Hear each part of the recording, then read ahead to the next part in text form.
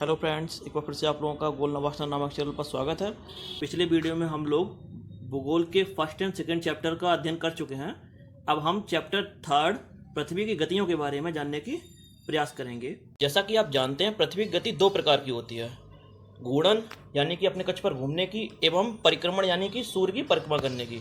पृथ्वी का अपने अक्ष पर घूमना घूर्णन कहलाता है। सूर्य के चारों ओर एक स्थिर कक्ष में पृथ्वी की गति को क्या कहते हैं? परिक्रमण कहते हैं। पृथ्वी का अक्ष एक काल्पनिक रेखा है जो इसके कक्षीय सतह से 60 से 1/2 डिग्री का कोण बनाती है।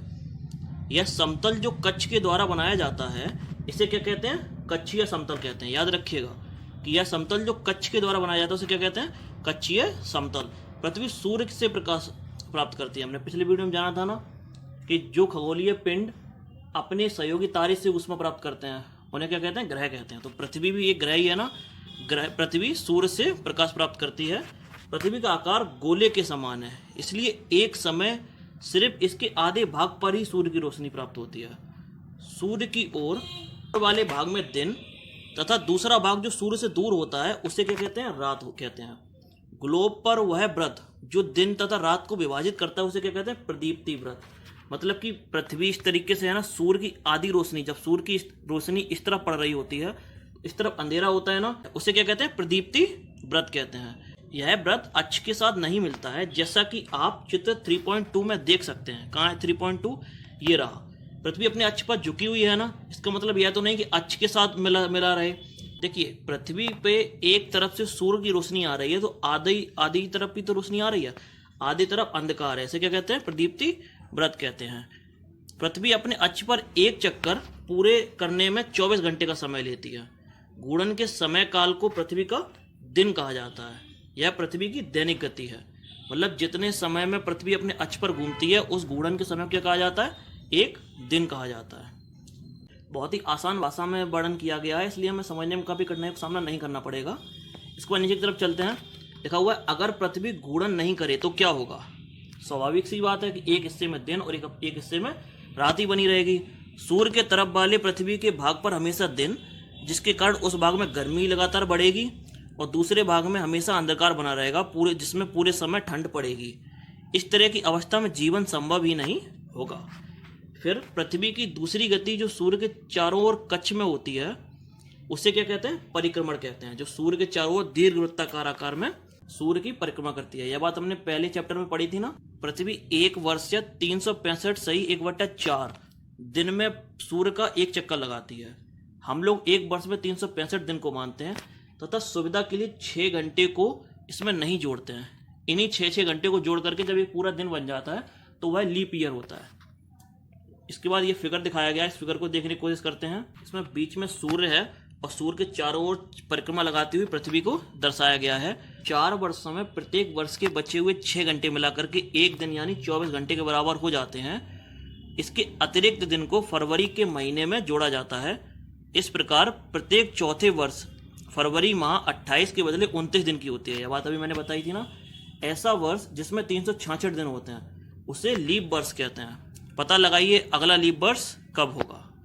इसके बाद चित्र 3.3 में स्पष्ट है कि पृथ्वी दीर्घवृत्ताकार पथ पर सूर्य का चक्कर लगाती है। ध्यान दीजिए, पृथ्वी पूरे कक्ष में एक ही दिशा में झुकी हुई है। सामान्यतः एक वर्ष में गर्मी, सर्दी, बसंत एवं शरद ऋतुओं में बांटा जाता है। ऋतुओं में परिवर्तन सूर्य के चारों ओर पृथ्वी की स्थिति परिवर्तन के कारण होता है, जिसे अभी हमने फिगर में देखा था ना, उसी प्रकार से। इसके बाद लिखा है चित्र 3.3 में आप देखेंगे कि 21 जून को उत्तरी गोलार्ध सूर्य की तरफ झुका है, जिसमें सूर्य की किरणें कर्क रेखा पर सीधी पड़ती हैं। इसके परिणाम स्वरूप इन क्षेत्रों में ऊष्मा अधिक प्राप्त होती है। ध्रुवों के पास वाले क्षेत्रों में कम ऊष्मा प्राप्त होती है, क्योंकि यह सूर्य के ठीक सामने नहीं आ पाते, क्योंकि वहां सूर्य की किरणें तिरछी पड़ती हैं। उत्तर ध्रुव सूर्य की तरफ झुका होता है तथा उत्तरी ध्रुव रेखा के बाद वाले भागों पर लगभग 6 महीने तक लगातार दिन होता है। ध्रुवों के बारे में पिछले चैप्टर में पढ़ा है ना, चैप्टर 2 में।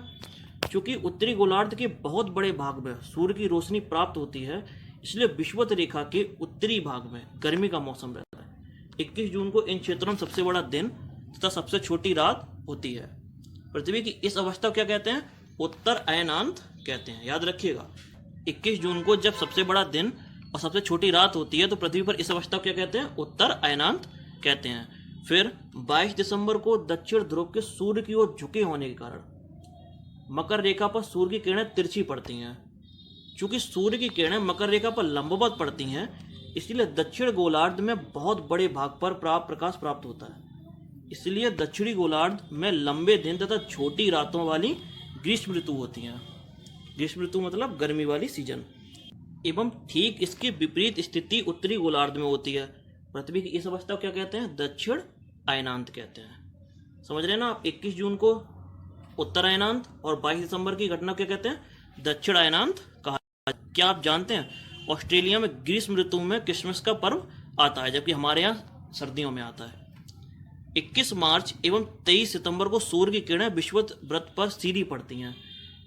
इस अवस्था में कोई भी ध्रुव सूर्य की ओर झुका नहीं होता है, इसलिए पूरी पृथ्वी पर रात एवं दिन बराबर होते हैं। इसे क्या कहते हैं?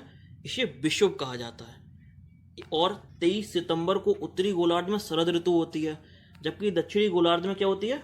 बसंत ऋतु होती है। 21 मार्च को स्थिति इसके विपरीत होती है, जबकि उत्तरी गोलार्ध में बसंत ऋतु तथा दक्षिणी गोलार्ध में शरद ऋतु होती है, ठीक इसके विपरीत हो जाती है। इस प्रकार स्पष्ट है कि पृथ्वी के घूर्णन एवं परिक्रमण के कारण दिन और रात तथा ऋतुओं में परिवर्तन होता है। ठीक है, यह चैप्टर बहुत छोटा था, इसलिए बहुत जल्दी समाप्त हो गया। मिलते हैं अगली वीडियो में। अगर वीडियो पसंद आई हो तो वीडियो को लाइक करना और चैनल को सब्सक्राइब जरूर करना।